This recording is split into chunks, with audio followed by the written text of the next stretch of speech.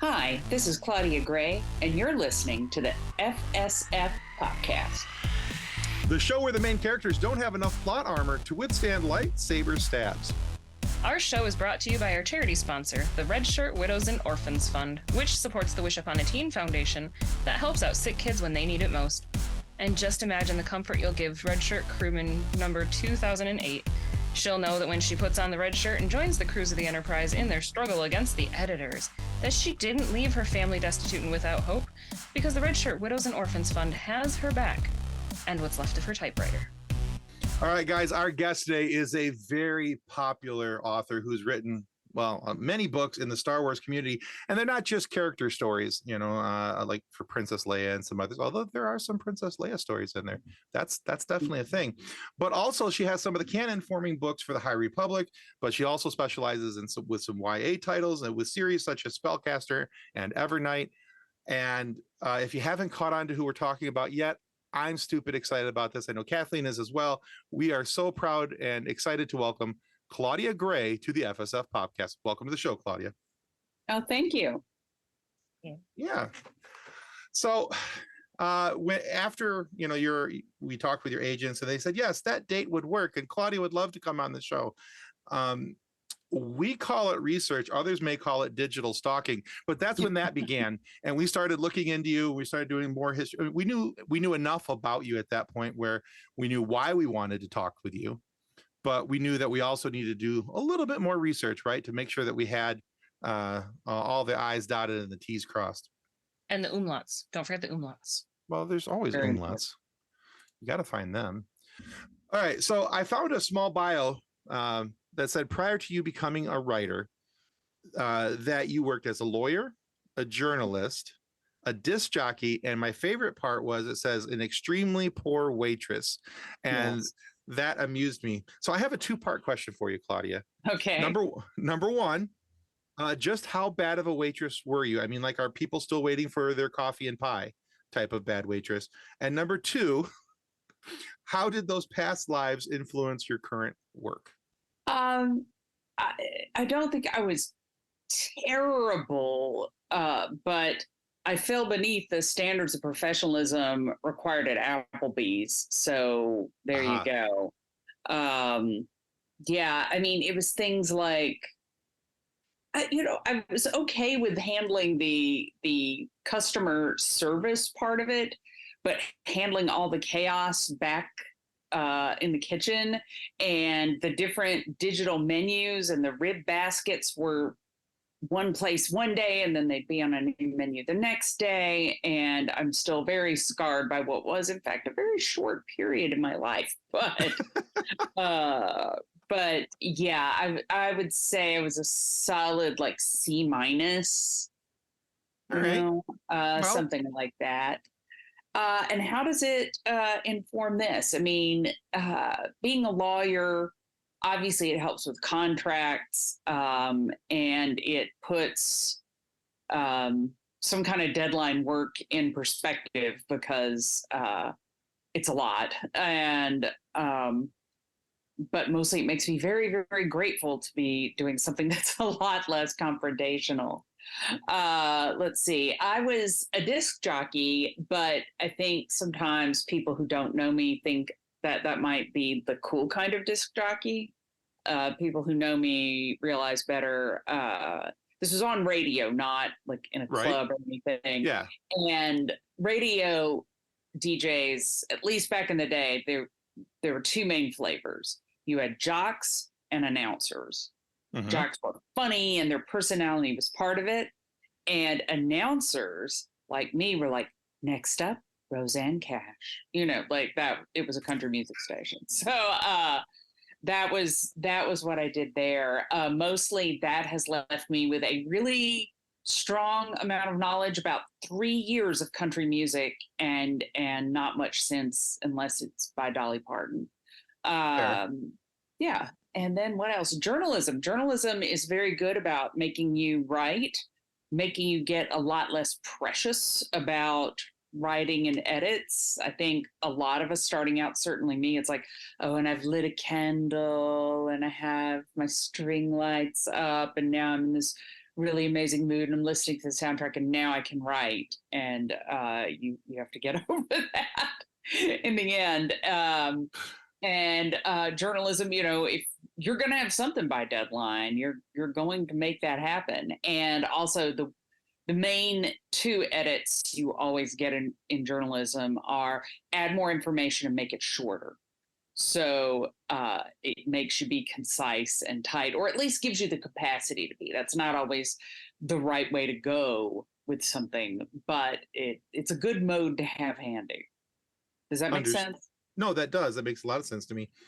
So I'm by no means comparing myself in any way, but I started freelance writing recently. And so when my first couple articles were these like public speaking diatribes of all the useless knowledge that I thought I had to share with somebody. And my editor, the first article is like, I don't want to rain on your parade. Real nice article. You built it properly. You found out, I was able to find out all the information I needed to find. It could have been about half that size though. It's like, so maybe, cut back the words. And I was like, oh, okay, no problem. So my next article, I wrote another one. Hey, doing a really good job. Built it properly. All the information makes sense. Stand to be a little bit shorter though. So, yeah, it's always add more information, make it shorter. One of the two, usually both at the same time. So I'm still kind of learning, kind of feeling my way around all that stuff, but it's fun. I do enjoy writing. Didn't think I would. Never thought I'd want to be a writer of any stripe, but yeah.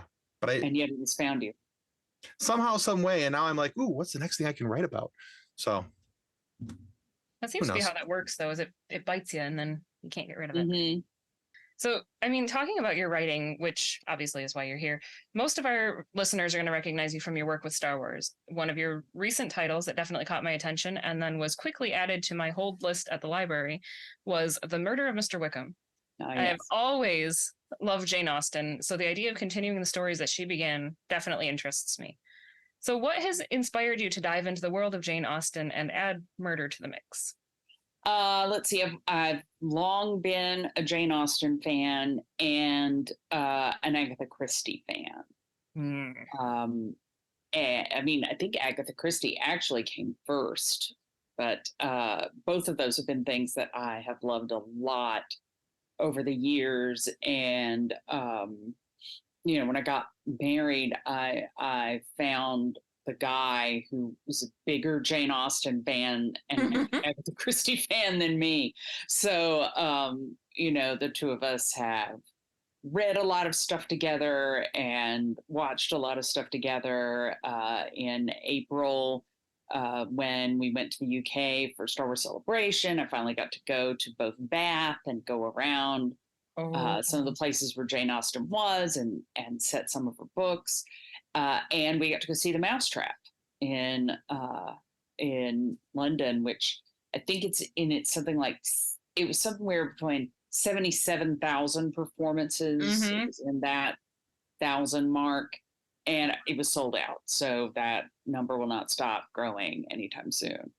Anyway, I loved these things for a long time. And then I wound up having the idea for this. It took shape over a pretty long period of time. Usually I know whether an idea is going to turn into something or not. I would say usually fairly soon, but before this, the longest had been on the outside about 2 years.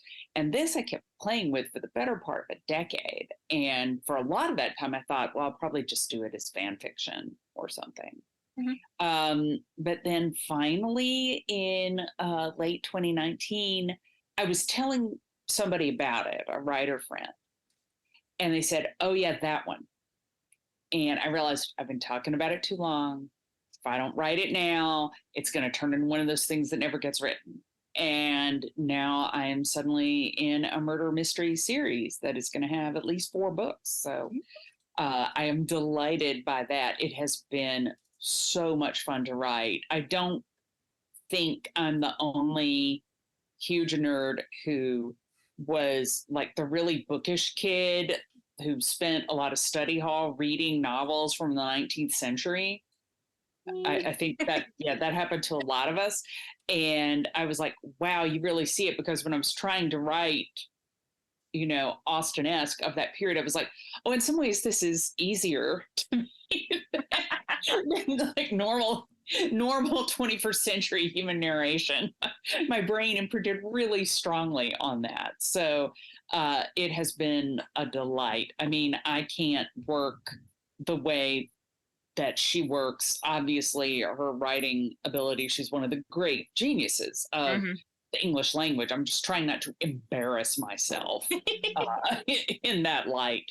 But it's great because she's so witty. So you're allowed to be funny, even about some of the darkest and most emotional things.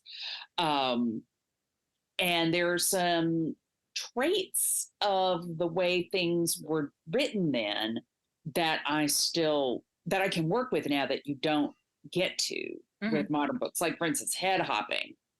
Now that's like a fiction. No, you have to pick one character and you're with that character through the scene. In older books, the omniscient point of view is actually pretty common. And so I started trying that out, and I realized, like, oh, this is fantastic for comedy. You get to play different people's perceptions off each other the whole way through. This is great. Or I was trying to sort of shorten scenes or make them a little bit more, quote unquote, dynamic. But that's not how scenes began in novels from the early 1800s. Right. You circle the scene first and kind of settle into it and do that. But I realized, like, oh, that actually really lets you set a mood in a different way, set things up plot-wise in a new way. It's a really great set of tools that I was sort of like, why do we assume these are necessarily lesser? They're old-fashioned, but they have real utility, and it's been a joy writing with them. So you have 2 out currently, correct? And you said that there's at least 4 that are going to be in that one? Yes, I finished the 3rd book, and in a couple months here, I'll get to work on the 4th. I already know roughly what's going on there, but with murder mysteries, there's a whole different level of plotting that has to come into it, which, like, I knew that going in. I'd been a mystery fan for a long time, and I'd read notes from other writers, but it's one thing to know something like this, and it's another thing to have your creative imagination respond to it. Like, when I did my first graphic novel, I knew, let the pictures tell the story. It doesn't all have to be in the words. I knew this, but I was well into my first draft before that actually began happening. My imagination started creating in terms of images. It's like, okay. And with murder mysteries, I knew, one, everybody's lying about something. And that lie has to be as important to them in that way as the murder was to the murderer. You have to have all these cross currents. You can also have a few lighter ones or funnier ones in there, but you have to set that up. And in every single scene, there's kind of going to be a lie and a truth that have to be in operation pretty much. And I knew that, but it was really plotting the 3rd book that made it come clear to me. And thank goodness I was still doing edits on the 2nd book. And I was like, don't freak out, but I'm going to work with this again. And went back to it, and everything fell into place so much differently and more easily, which was great. So I feel like I'm free associating here. Please forgive me if I'm rambling, but yeah, it's a lot of fun to do. I very much hope that it will go beyond even 4 books. That'd be cool. Yeah, it would. So I'd forgotten to tell my wife and daughter, who are both voracious readers. Like, my daughter last year read 220 some odd books, a lot of YA titles. She's read your series. And I forgot about this. So while you were giving your answer to Kathleen, I quick went to Amazon on my phone, and I sent the link to my wife and my daughter. And my wife says, "Oh yeah, I own that. I love that book." Fantastic. My wife, feedback happening. Exactly. My wife is a huge Jane Austen fan, and so yeah, when your stuff came out, yeah, she started into that because she's like, oh, something in the Jane Austen world. This is going to be fantastic, and yeah, so she loves it. So Yeah, that's another of the fun parts is, I mean, each book is a mystery, but there are also many sequels. You know, a lot of times, because I'm far from the only person who's written a mystery in the Jane Austen world, and I'm sure I'm not the only person who's done what I'm doing, but it's rarer. A lot of times people show up, the characters show up, and they're just playing the roles in the mystery so Mhm. much. Whereas hopefully each of these books is as much sequel, and we're revisiting the characters, and something that feels true and important about those characters is still in play. And I feel like that's very true to Jane Austen because she was very smart about human nature. I mean, Mhm. those books still ring true and are funny, you know, mhm. more than 200 years later. I mean, there are jokes from 10 years ago that don't work anymore. Her stuff is still spot on. And part of this because she understands people so well. And I think she knew, like, we don't get over our flaws. We get smarter about them. It Right. may take more to push us into something where that flaw comes into play, but they're still there. Hmm. So it's about saying, okay, where are these characters who are now wiser and older and have gone through more Mhm. experiences, but they're still the same people. They're still vulnerable. What pulls out something interesting for Colonel Brandon or you name it? Mm. On a Thinking on a. about sorry, thinking Oh, about God. her writing though, and her humor. I actually just recently we had potatoes for dinner, and my husband's like, "Oh, these are really good." I'm like, "Are you telling me that these are excellent boiled potatoes?" And he's like, "Man, you're weird." I'm like, "Oh, you know exactly what I'm quoting. Don't even try." But I actually saw that I saw it on a shirt the other day too with the what excellent boiled potatoes. I'm like, oh man, I need that. Need that in my life. The thing that's really amazing about her is she slips these, you know, sometimes there's just this dagger of both humor and insight. Mm-hmm. There'll be several on a couple of pages, but the thing is she never stops the story to have that. The prose never feels like she's interrupted it Right. to tell a joke. It's part of the way that she works. It flows just absolutely smoothly, and just her word choices are so precise. Like one of my favorite things in Sense and Sensibility, and it's just a little moment, the very sensible Eleanor Dashwood is meeting with Robert Ferrars, who is a very arrogant, fatuous, trivial sort of person, and he's going on and on about something completely ridiculous.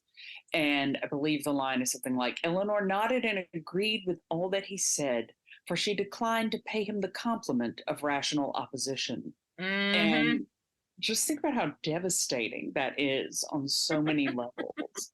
And it's just a drop, and the scene keeps going. Mm-hmm. Yeah. But I she's have to got say that old English insults are far better than a lot of the ones that we get today, that's and the true. way that they're worded and how they're brought up. I just Some of them are just really cool, like that. My favorite insult of all time happened in the 1800s in Parliament. Somebody was telling one speaker, you know, he thought so little of him. He said, I only ask whether you will die of the pox or on the gallows. And the guy said, that depends on whether I embrace your principles or your mistress. Oh Yep. goodness. Yeah, like for Yep. for absolutely scathing comebacks in short order, I don't see how you beat that. I really No, don't. that's pretty fantastic. Yeah. Oh, great. On a side note, one of the things that my wife and daughter also watch, I think it's on YouTube. I don't know if it's anywhere else, but they absolutely love the Lizzie Bennet Diaries. Yes, yes. Mm-hmm. Yeah, they are absolutely addicted to those. They watch those all the time as well. And I said something to my wife the other day, and she, speaking of very quick scathing comebacks, Oh. so I was like, you're watching that again? And she looked at me and goes, how many times have you watched Star Wars? Point taken. Moving along. Rude, And Shayna. yeah, and I'm here rewatching both of those things obsessively. So Excellent. All right. So, Claudia, I read somewhere that prior to your writing full time, and you mentioned this just a moment ago, that you weren't sure if this novel was going to be something you'd publish or if it would just be fan fiction. But you had mentioned that, or the article mentioned that you had written several fan fiction stories, and that was how you felt got yourself ready for being an author and writing for publication. So whether you wrote those stories for your own purposes or as attempts to get yourself really into writing, how do you think that writing the style of fan fiction helped you become the author you are today? first, I just think it is so dear that you said you wrote several fan fiction stories, like 7 or 8 or something. And that was a really big part of my life for what, more than 20 years. Right. Yeah. I just threw it there at several. there was so much. There was so much. I mean, in a lot of ways, it's easier to talk about what I didn't write than what I did. But I didn't do it deliberately going, oh, I will become an author through Okay. this. That was not what I was thinking. Even though being an author was something I had always idolized in my head, it took me a very long time to think, well, maybe I could actually do it. It seems sort of like fantasizing about being an Olympic figure skater. That's nice, but that is not open to everybody, and of course that is actually far more difficult to do than being an author. But I wrote because the reason that you write fanfic is you have to. You have to. You feel driven. All fan fiction is on some level a dialogue with the original source. Something that somebody might say in, say, a nonfiction essay, you can maybe say just as well in an alternate universe fan fiction or something like this. Even when you do alternate universes, where you take the characters and put them someplace completely different. I saw online, they said all the media out there that's about like cute, happy people who work in a coffee shop, the fan fiction is all about them being in a post-apocalyptic war. And all the media that's about the post-apocalyptic war is about those people running a coffee shop. It just moves them back and forth. But it does make you ask yourself, what is fundamental to this character? How do I recognize this post-apocalyptic warrior working in a coffee shop? What are they like?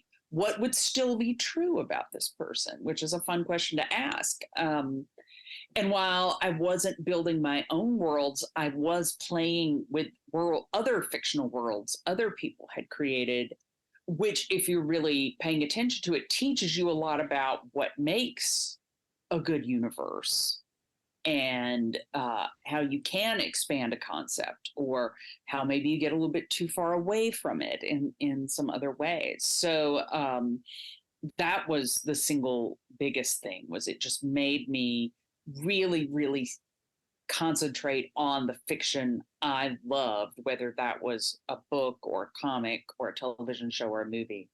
It made me really concentrate on that from a creative point of view. And, and also, I mean, before I wrote any novels, I just thought, how would you even make up that much of a story? Like, how do you get all of that together? And then I had my first novel-length fan fiction idea, and it was like, oh, literally, you just keep making stuff up. That's all that is. There's not some sort of mysterious scrying thing that happens after 30,000 words. You just keep going. And once I had written 90,000 words that had a beginning and middle and an end and some subplots, etc., I kind of knew the heft of that, if that makes sense. And that's actually a big, big thing that fan fiction gives you if you write it, because fan fiction can be any length. Right. It can be a 100-word drabble. I think there are 1 million word fanfics out there that have just kept going and going and going. It's however long it is. but you begin to get a sense of how much story you have when you start working with something. And I know a lot of aspiring writers get really thrown because it's very easy early on to think you have a plot when what you have is a premise. Okay. And fanfic sort of taught me to go, okay, that's a really interesting thing to play with. That's not quite a book. What else would it need to become that? Okay. It gave me a sense of that as well. Okay.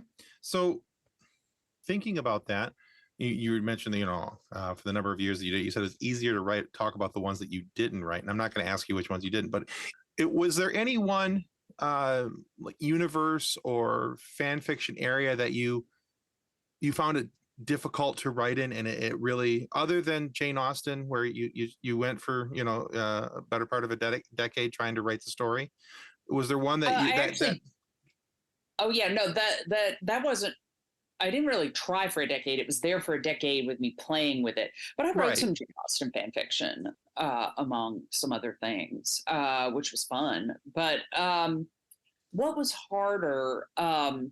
Definitely the first time I went, because a lot of the early stuff I wrote would be paranormal in some sense. I got in from the X-Files, and you had Charmed, and you had Buffy and Angel, and you had things like this. And the first time I tried to write something that was science fiction instead of magic, I was like, oh, okay. It's not that you can't have convenient devices, et cetera, to help you out in science fiction, as we all know, but it has to at least feel like a scientific device or principle or something. Oh, sure. Yeah. And it's harder, or at least it was for me. For some people, it might not be, but I was like, oh, okay, you have to do this differently. I've researched the heck out of so many different things just because I loved the show or the book, and that was really great. I did not know much of anything about spies at one point, but that is no longer true. At all, which was interesting. And actually, through writing fiction, I got to know a guy who really was a spy for a while. How cool is that? It was cool. Well, he made it very clear. He was like 95% of that job is doing research at a desk, but there was another 5% that was like wearing a disguise in Islamabad type of stuff going on. How cool is that? Yeah. So that was very interesting to learn about. And actually, that was one of the things I enjoyed about law as well. Like, you get all these little different windows to look through and examine the world. And I loved doing more research beyond just what the movie or book or show was presenting, like going and getting more knowledge for that. But one of our good friends, Anna, from the podcast Growing Up Skywalker, was super excited for us to be talking to you. And she actually wanted us to ask which moment... What? Like super duper. Super duper. Like there was squealing. It was adorable. She may have been giddy. Very giddy. She wanted to know, though, which moment you're most proud of being able to portray for one of your heroines. And while I'm sure she has Star Wars in mind, you're free to expound on any of your other characters as well. Ooh, that's a really great question, and I don't think I've ever had it before. Ooh. Yeah, let me think. Wow, there's a few different things. The Dimension Hopping series, the Firebird series that started with 1,000 Pieces of You, I really, really enjoyed writing that heroine, Marguerite, quite a lot. For a lot of reasons, and this is not the kind of answer that they were looking for, but it was actually hugely important. In the book, she's chasing her father's killer through alternate dimensions, and she always appears in another version of herself. So she's seeing all these other lives she might have led. And I had one in the third book where she appears in a universe where she is deaf. And so I did some research, and went online and spoke with people who had sudden, extreme hearing loss, and sort of like, what surprised you, what was different, etc. And one person said, well, there's going to be quite possibly some audio hallucinations. And I was like, what? And he goes, well, right at first, he goes, deafness is not silence most of the time. He said, for a lot of people, it's more like just white noise that nothing ever comes quite clear from. And he said that happened with him, but his brain would try to make sounds out of what it had. And so it would just fill in the missing information. And he'd be like, oh, I hear a waterfall. No, I don't. That was a car driving by, things like that. And the reason that I'm really, really glad I wrote this was it's so strange, but right as that book was coming out, I suddenly lost about a third of my hearing in this ear. I mean, overnight. Okay. Just happened. The doctor was like, yes, this will probably continue to happen. But I was like, oh, that's fantastic. It hasn't gotten any worse since. So, but anyway, that happened. And I would have thought I was having some kind of mental breakdown if I had not known about audio hallucinations, because that happened quite a lot. Oh, wow. Okay. I would never have known that or even thought to suspect it if I had not been doing that research for that character. So that has to come first. That was something that I was really glad I got to portray, because it wound up providing some guidance for me as this happened. Let's see. I mean, for Princess Leia, that's one of the big heroines that I've gotten to write the most in Star Wars. I really like the moment, both in Bloodline, I like both the moment that the fact that Darth Vader is her father is made known to the galaxy, and the way that she feels about that in that moment. And then there's a moment later in the book where, we know throughout it that she's not at peace with Vader in the way that Luke is. Luke got to see the change and speak to Anakin. He got that experience. Leia got tortured. That's what she has of that. And there's a moment in it where she suddenly, she's really, really angry about an injustice. And then it hits her for the first time. She was like, with Anakin Skywalker, it could have begun like that.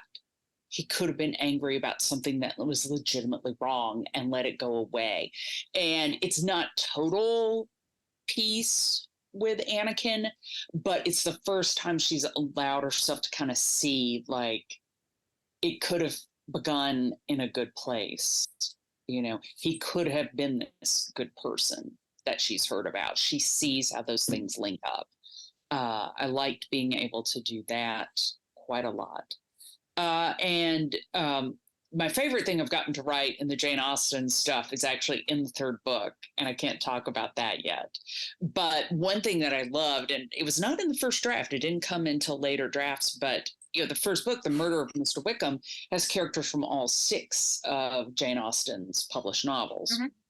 And one of them is Fanny Price from Mansfield Park, who is, by 21st century lights, not somebody we would have as a heroine at all. She's very timid. She's very physically fragile. She's very pious. She has a lot of difficulty advocating for herself. The whole thing about Mansfield Park is she takes one stand, exactly one, and she sticks to it, and she's right. But it is not an easy thing for her to do. But of course, her most famous heroine is Elizabeth Bennet, who becomes Elizabeth Darcy, who is very funny, very much a self-advocate, very, very, very bold character, even today, but certainly by the standards of that time. And those characters interact. And there's actually a scene where Fanny is sort of realizing, she thought Elizabeth was this very indelicate woman. And the two of them are sort of realizing they're not that different. They're different in how they present themselves, but in the way they actually see the world and try to navigate the world in some core ways, they have something in common. That was fun to do. Sounds awesome. Very, very. Like, sorry, Mr. Wickham is like literally waiting for me to go pick up at my library tomorrow. And Oh, fantastic. I am so excited for it. Great. I hope you will have, if you have even half as much fun reading it as I had writing it, you will have a good time. So I am I hope so that. excited. So there it is, Anna. Hope you liked those answers. I thought those were really cool. They were good. Actually, my favorite one. I wanted to say that it was Princess Leia, just because I've always loved the story of the descent of Anakin and how he got to where he was at and what made him tick, and you know, all the outside influences that were manipulating his mind and his thoughts and all these different things. Yeah. But I also like seeing that from different vantage points, especially you know, from this angle, from one of his children.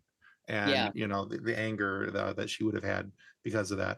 And I don't think that's something that gets talked about very much. So I wanted it to be that answer, but I really did think that your hearing loss story was really cool. So we're going to go with that one. That was my favorite. All right, so Claudia, one of the questions I absolutely love to ask anybody that's related with Star Wars, because I am a longtime Star Wars nerd. Star Wars is extremely, extremely important to me in my life and what I do. I'm not saying it, Kathleen, shut up. And like his marriage. see, I don't have to say it because you'll say it for me. What? Your marriage? I used to say, and then she started mocking me for it. When people would ask me what I felt about Star Wars, I always say it's like my marriage. Been there for me in good times and bad, and sickness and in health. It's Star Wars is always there, just like my wife is always there. She's always there for me. As long as your wife has no problem with that, I say go with it. She doesn't, because she knew what she was getting into. She knew she was a nerd. I was a nerd, so it is what it is. But one of the questions I always love to ask people about Star Wars, because it is my favorite fandom, and when it comes to your personal fandom, when did you become a fan of Star Wars, and you know, what drew you into the universe, and what really keeps you coming back? I turned 7 in the summer of 1977. Okay. So I was ground zero in terms of kids who had this come in and just take over your imagination, you know, in a way that almost nothing else is ever matched. And I really feel like, you know, it shows my age, but, you know, the monoculture is gone now. There isn't, I think younger people have a lot of difficulty understanding how big something that was big then really was. You know, I mean, it was everywhere. It was everywhere all the time. It was popular like oxygen. You know, it was huge. You know, and this is before you had, you know, video stores, even much less streaming services. You know, they issued posters that were showing that Star Wars had been in theaters for a year. It was still selling out theaters after a year. Now we're really impressed if a movie, you know, like Barbie made it 4 weeks at #1, and everybody's like, oh, I can't even imagine this, you know. Right. Like, you know, it was mammoth. And so, you know, we got some of those first toys that we should have kept and retired on, but did not. Instead, played them very hard and had them chewed on by our dogs. You know, it was always a part of my creative vocabulary and my fanishness. You know, I've read a bunch of the old EU books from when they began till I went to graduate school about 10 years after they started publishing. And then the workload was so much that I kind of fell behind. And I still read some things, particularly right around the time, you know, like some of the Young Jedi stuff, et cetera. But, you know, before it had been virtually everything I read. You know, went to see the prequels. I did not camp out for prequel tickets, but I did stand outside in a line, I think, for 5 hours or something. Went to go see the Phantom Menace with a friend. They cosplayed as Obi-Wan. There were other people there cosplaying, and cosplaying was a rarer hobby then. Yeah. But he was there, but he looked a little weird. We're like, do you feel okay? And he's like, wait. Anyway, the lights went down. He put on glow-in-the-dark body paint, so he was Force Ghost. I love that. It was pretty epic. It was pretty epic. Oh, Back that's then, the glow in the fantastic. dark paint wasn't as great. Like after 30 minutes, he was less shiny, which actually might have been annoying. So, okay. But, so that happened, and I am still a fan and still love this. I mean, I'm warning you now, we're going into really dangerous territory because I loved Andor so much. Like the way I've been telling people, like I feel about Andor the way Qui-Gon felt about Anakin. Like the one has come. Yeah. Mhm. He's here with us now. And I would not trade that for anything. That is just such a source of joy to be able to tune into. Do I feel the same way about all of it? No. You No. also do not want me to talk about the Book of Boba Fett. But is there always stuff there that I do love and am fascinated by? Yes. No, that's great. And I think that's a mark of a true fan who can, and I hate to say true fan because that just makes me sound like every douche nozzle on the internet. But I think if you can have a realistic view of the things that you like and be willing to not crap on them and just be like, yeah, that wasn't my favorite, but I'll move along and I'll pay attention more to the things that I do like. I think that's always a mark of a really good fan, somebody who understands where they're at and what's going on. But that was also a thing that I think kind of came out of, again, back when you had the monoculture and you had TV shows that had 22 to 25 episodes a year and things were more episodic generally. They weren't all going to be good. I watched Star Trek The Next Generation on its initial thing. There's barely a good episode. There's like 3 good episodes in the first 2 years of that show.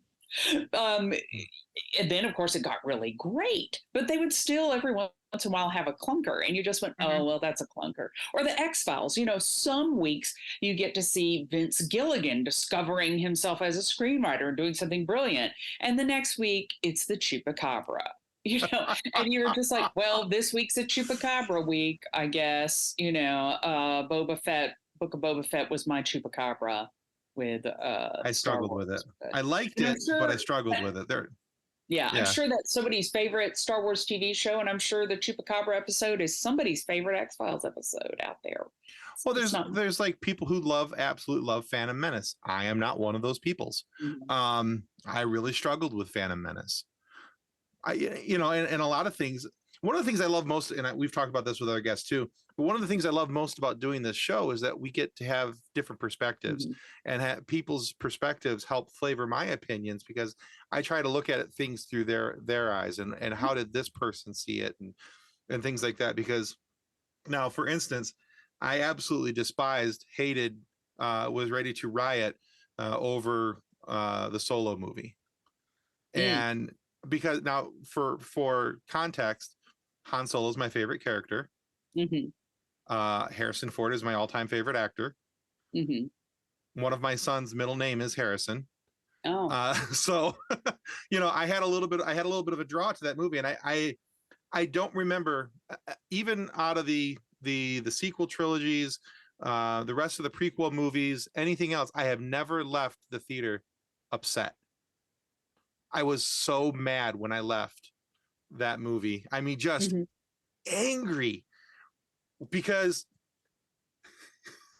that's a whole nother story. But anyway, we had a guest. I was very middle of the road on that. I was like, I find this, very slight and amusing. It is not the story I would have told about Han Solo, but honestly, my expectations were really low because I kind of felt like nobody but the suits wanted a young Han Solo. So I was like, oh, well, okay. All right. And I was mostly buoyed up by the presence of Donald Glover as Lando. Oh, he rocked it. He was fantastic. I was like, we needed a Lando movie and we could have had Han Solo in it. Yeah. Him, Donald Glover and I like Lando. L3. And she was awesome. And I also really, really enjoyed Emilia Clarke as Kira. Yeah. I thought she was very good. And actually, the only thing I wanted to see out of that movie is I wanted to see what happened with Kira when she left to go meet up with Darth Maul. When that was done, I was like, okay, show me that. Give me that movie, and I would have been thrilled. But I've said multiple times what they should have done is written a movie that was about the Star Wars underworld in that era, and then said, where does Han Solo fit into this? Where does Lando fit into this? You know, if they'd had a like, here's why we're here, other than it's Han but younger, like it would have gone a whole lot better. Yeah. Sorry, y'all were just fan talking, but that's okay. I'm enjoying that too. So I've had to come around on that movie. There was a couple things that were shared with me, and it did help me change my opinion slightly. I mean, I'm no longer angry with the movie. I just, I don't go out of my way to watch it. I fell asleep during that one. Yeah, I mean, I was okay with the Phantom Menace, mostly because I love Qui-Gon so much. But Attack of the Clones is one that, I get through about once every 10 years, and then I get angry each time, because one, it made a whole lot of people in Star Wars go, I hate romance in Star Wars. We don't need romance in Star Wars. And like, sometimes these people have icons of Han and Leia, and I'm like, wait, no, you got burned once. That's what happened. We do need romance in Star Wars. We just need better dialogue. It just needs to be written better. Yeah, better flirting than floating pairs. But the reason that it made me angry is that's what we're given to invest in Anakin with. Like that's the majority of it. We also have what happens to his mother, but even that gets shoehorned into a pretty small segment of the movie. And if that's all you have to get people to love Anakin Skywalker when we've been hating him for a whole long time as Darth Vader, and you drop that ball, that's a significant drop. But, I really felt like the Clone Wars did such a better job. We had more time with Anakin, and you got to see him be, brave and wise and forthright, and yet a little arrogant, a little impatient, a little unhinged at times. Yeah. Then you got to mourn the loss of your friend instead of just being mad. Like, you needed more time with that character, and they tried to put all of it on a romance, and then they did the romance very poorly. So that's the thing that I still get all. Yeah, Clone Wars absolutely saved Anakin, his storyline. Yeah, absolutely. I will say, like I said, I fell asleep during Han Solo or during the Solo film, but then I also remember that the Solo film came out in 2018 it came out in May of 2018, so I was 4.5 months pregnant at that point. Like, it came out in theaters then, and then when it was available for digital streaming, I had a newborn. Like, that's why I fell asleep, because I was exhausted. You're making a person out of leftovers. Oh gosh, that's totally true. Nice. I am going to have to text that to my friend who is currently 12 weeks pregnant. Making a human out of leftovers. I love that. Oh goodness. But speaking of being a parent, as the mom of a little girl, heroines are incredibly important to me. Women taking charge of the creative process is a wonderful thing to see. So if there is one piece of advice that you could pass on to the next Mary Shelley, the next Jane Austen, the next Claudia Gray, that little girl who's just starting to write her own stories or continue the stories of her favorite characters, what would you want to tell her to help her begin and then continue her journey as a creator? I think I would say that the number one thing, and this is not just to this is to everybody, but learning to write has a lot to do with discovering who you are as a writer. And you find out what kind of stories do you love? What are you drawn to? What are the common elements between a lot of these stories? And I've sat down and done that with like the TV shows have been crazy about, like, okay, what do they have in common? What are some elements? What are these things that draw me in? I guess, honestly, like, don't be afraid to believe that you could do this. I really spent a lot of years not thinking that being a novelist would be a thing that was remotely possible for me. because it just seemed so far away. Even after I sold my first books, I thought, well, I'll never be able to be a full-time novelist, and I think I quit my day job 14 years ago now. If I ever have to go back to an office, I am so screwed. It's bad. But these things are possible. This is not these people who are writing these things, they're storytellers and they're fans just like you. They're just like you, like dive in, believe in yourself, give it a try. I know that's very vague, but no, that's what I would tell my younger though. self. I would not have to tell the younger Jane Austen anything, because contrary to like Victorian, like they used to play like, oh, she was this sweet, retiring little lady. She was always funny and she was always feisty, and she was very, very serious about her work. And as a business person, with her work, she was proud of that money, and she should be. Absolutely. All right, so Claudia, we have one final question for you. We like to call it our Okay. silly question, because we think that there should always be a little bit of silliness added into things. And one of the silly questions that we used to ask everybody a different question for a while, but we settled on one question because we feel that people just don't get asked this anymore as adults, and they should be. Okay. Claudia Gray, what's your favorite dinosaur? Ooh, the first thing that came to me was a Triceratops, and I'm kind of surprised by that answer, but I'm going to stick with it. I can't really, I don't know why, but that's the first thing that came to mind. I mean, it is the coolest one when you have the little plastic toy. That's true, right? Because it's got the three horns and a fetching ruff. It's for that bit of fashion kind of dinosaur, but make it fashion. We're going to be like BFFs. I think it's a Triceratops. I did not know that about myself, so thank you. That's fantastic, because that was also my answer a little while back. Was also Triceratops. So yeah, we're going to be BFFs. You, Kathleen? Mine's the Parasaurolophus, the ones with the big trumpet heads. Oh, that's like a classy answer. Like they're super fun about dinosaurs. They are super fun. Yeah. I'm also my daughter. Look at me! I know how to pronounce dinosaur names. Oh. Well, have you been watching? My daughter's going to be 5 in a month. Of course, I know how to pronounce dinosaur names. Do you have Apple TV? Mm-hmm. Yeah, I've been watching some Prehistoric Planet. That is that's cool. A fun kind of like winding down for the evening thing, because you've got all these wonderfully CGI'd dinosaurs living the way they now think they lived. Yeah, every once in a while, like a baby dinosaur gets in trouble, and I'm always like, it is a fictional baby dinosaur that even if real would have been dead for 200 million years, it's not little put myself down. Timothy. Too soon. Oh, you're welcome. All my husband has to say is tree star. Mm-hmm. Oh.